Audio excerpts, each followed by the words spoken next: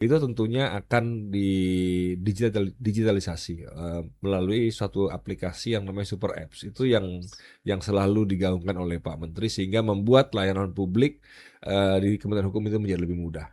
Ya, ini salah satu contoh ya. Semoga badan-badan publik lain bisa ikut membuat hal-hal seperti ini ya Pak ya, untuk bisa menyambung hubungan dengan masyarakat lebih baik lagi. Kita lihat polling terlebih dahulu. Seberapa puas Anda dengan transparansi instansi pemerintah saat ini? Nah, ini tingkat kepuasan nih, Pak Ronald dan juga Pak Doni. Iya. Yang pertama sangat puas 38%, cukup puas 24%, tidak puas 17%, dan sangat tidak puas 21%. Wah, ini sangat tidak puas menarik juga ya, angkanya masih lumayan nih. Lumayan Tapi tinggi yang ya. sangat puas juga bagus ya Pak ya, angkanya Iya. 38%. Ada tanggapan Pak Doni mungkin? Ya, kalau kami melihat hal-hal seperti ini memang seperti yang kami lakukan monitoring evaluasi kami ya. Jadi kalau melihat angka-angka ini memang harus yang sangat puas itu ditingkatkan, yang sangat tidak puas diturunkan. Caranya dengan apa kan gitu.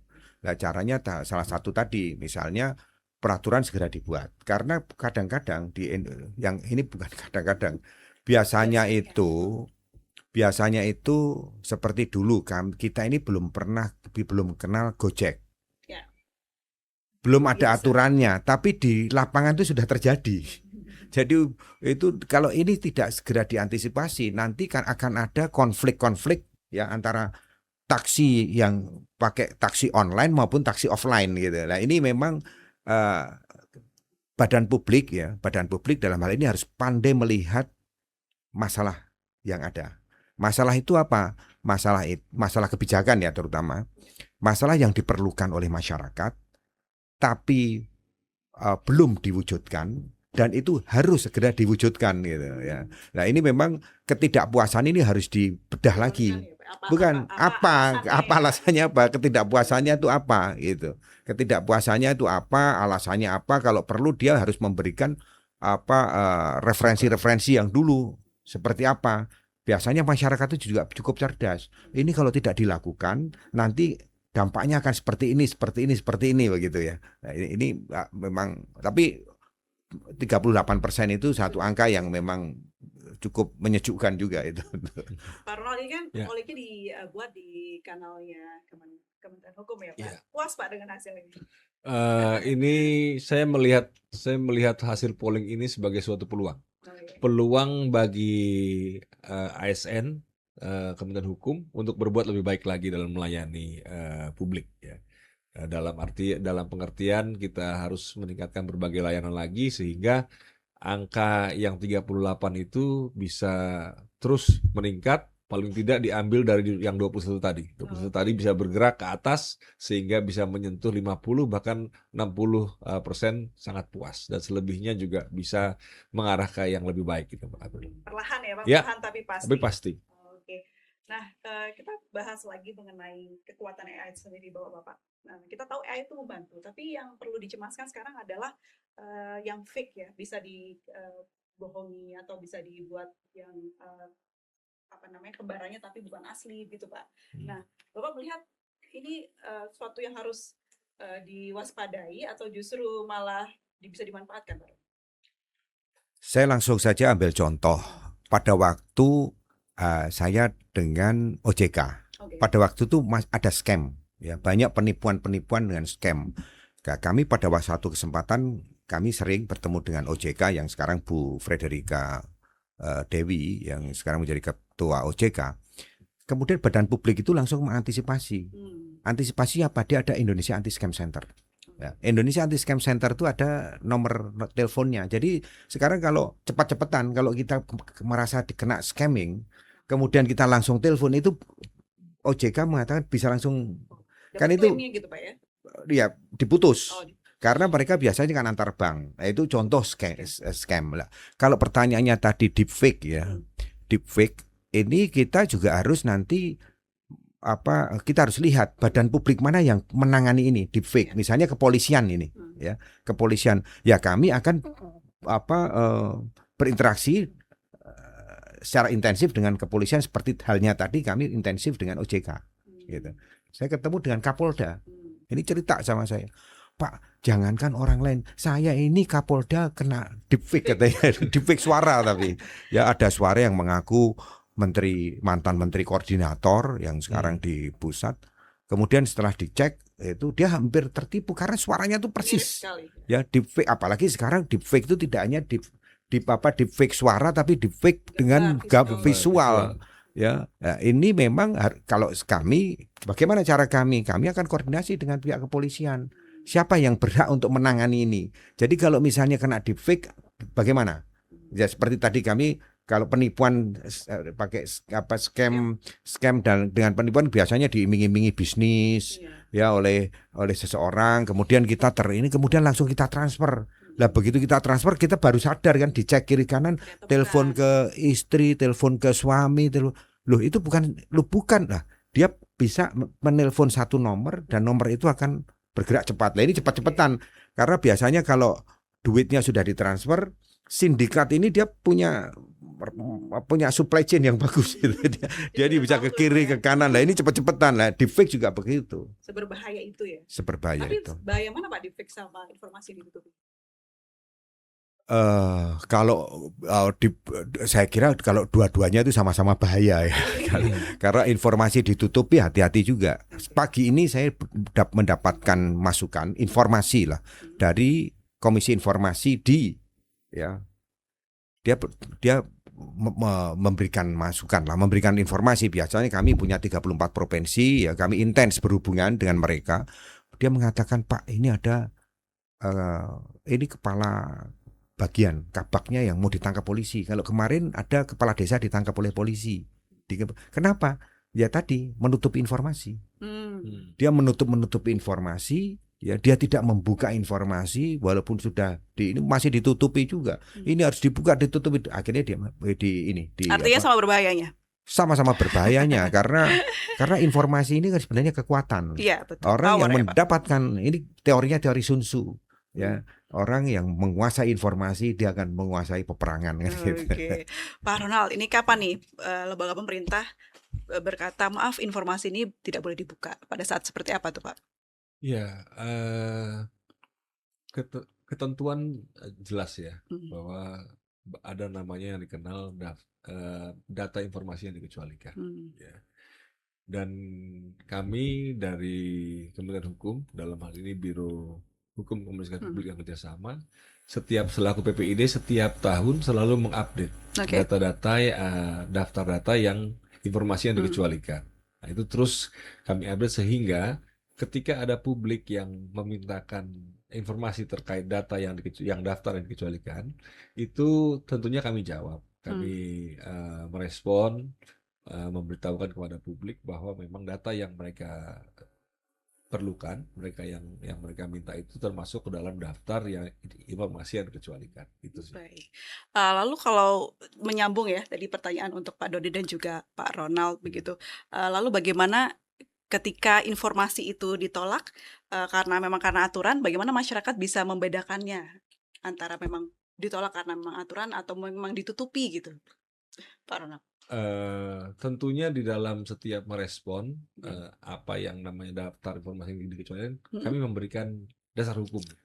Ada fakta dasar hukum di situ. Fakta dasar hukum berdasarkan ketentuan ini, maka informasi yang Anda minta itu termasuk data yang dikecualikan.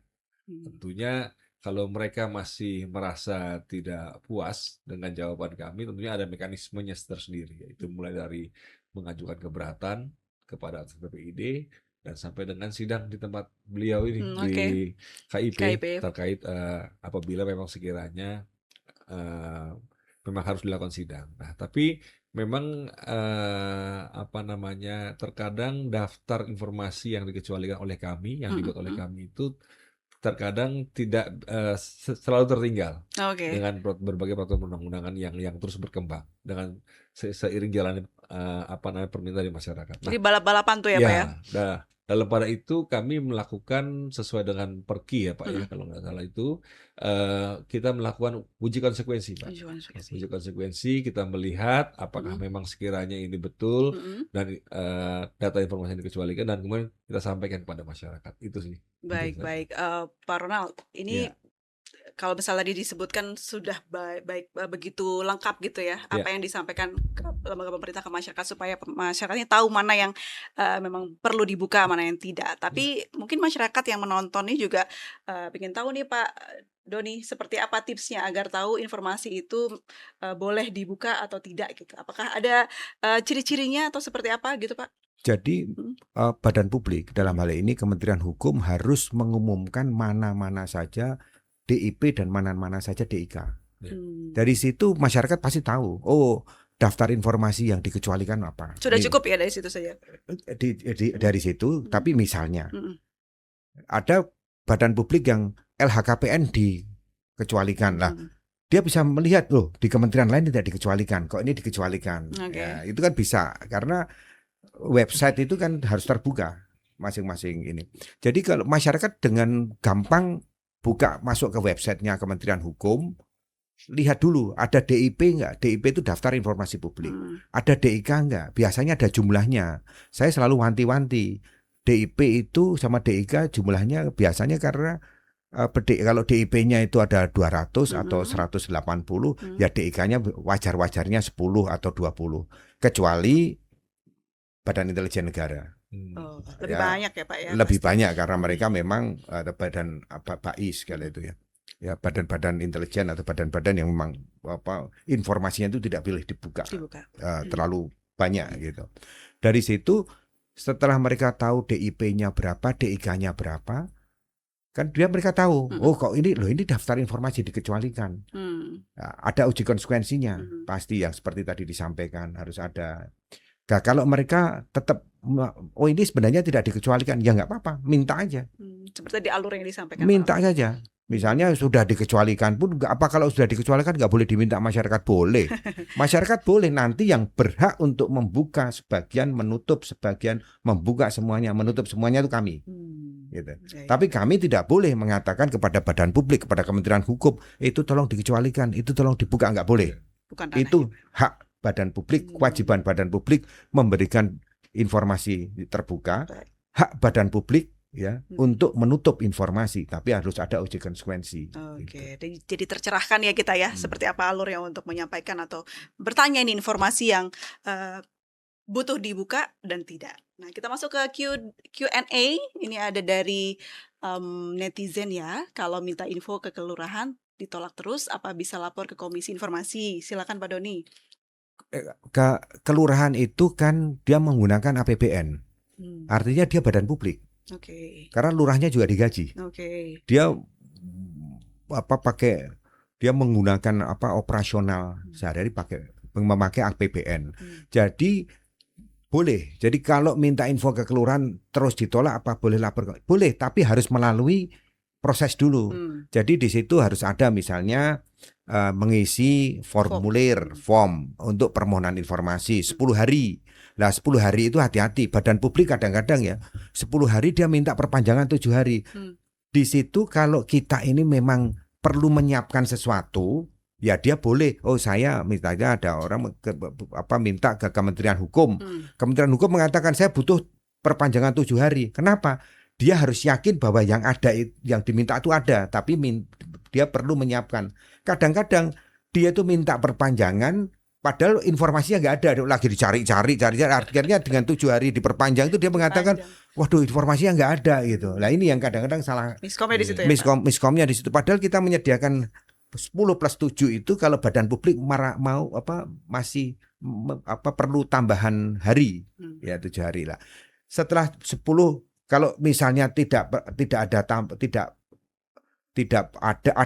tapi dikecualikan, ya sudah jawab saja. Kalau nanti publiknya ya, kelurahan ini misalnya 10 hari datanya memang ada ya, tapi dikecualikan misalnya itu. Ya ini data dikecualikan loh. Dia nanti pakai form keberatan. Kok dikecualikan ini wah, nanti ini ada peraturannya ini dan sebagainya. Selama 30 hari kerja. 30 hari.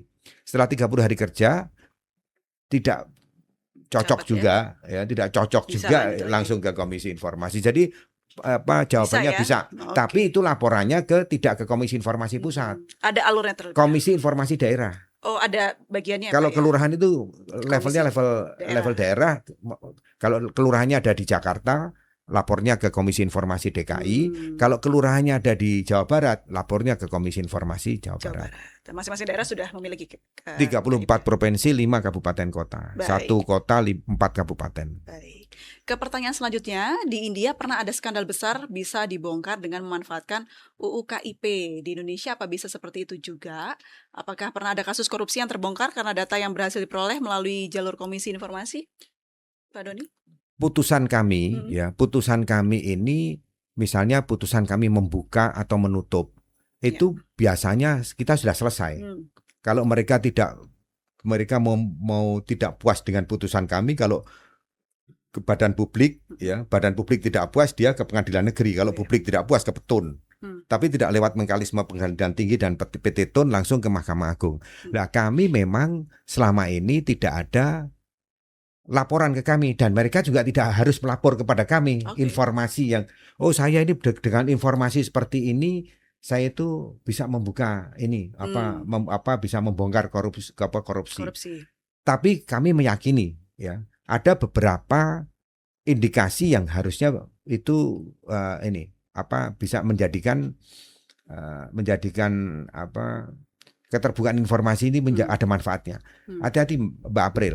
Kadang-kadang kita melihat ada beberapa perguruan tinggi negeri atau kementerian atau apapun badan publik itu dia tidak informatif.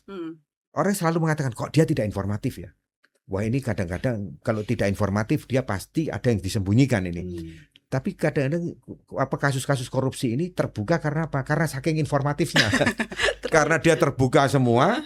Jadi ketahuan ya Pak. Ketahuan gitu. Pak, publik ini kan seperti saya tadi sampaikan, publik kita ini jangan dipikir publik kita ini tidak pintar. Mereka itu pintar-pintar ya. Tapi asal satu, jangan dimanfaatkan oleh orang-orang itu saja. Makanya saya mendorong dalam forum-forum seperti ini, tolong manfaatkan ini layanan standar layanan informasi publik dari badan publik.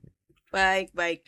Nah, ini sangat mencerahkan sekali ya diskusi kita hari ini. Cuman kita mau tutup ini dengan satu kalimat yang saya ingin tahu pendapat dari Pak Doni dan juga Pak Ronald. Di era AI ini atau Artificial Intelligence, keterbukaan informasi adalah titik-titik. Boleh dilanjutkan dari Pak Ronald terlebih dahulu? Artificial Intelligence adalah fondasi. Keterbukaan Artificial Intelligence adalah fondasi. Bagi keterbukaan layanan publik. Baik, kalau Pak Doni? Ini keterbukaan informasi publik. Ya, keterbukaan informasi publik saya mengutip yang dari Pak Ronald. Keterbukaan informasi publik adalah solusi. Solusi dan kepercayaan. Baik, boleh tepuk tangan ya untuk kedua narasumber kita. Oke, baik. Usai sudah ya podcast kita hari ini. Banyak dapat pelajaran karena ternyata transparansi tidak hanya sekedar keterbukaan saja, tapi keterbukaan yang ada kepercayaannya, yaitu yang dijalani salah satunya oleh Kementerian Hukum. Saya Aprilia Putri pamit, sampai jumpa di episode WhatsApp selanjutnya.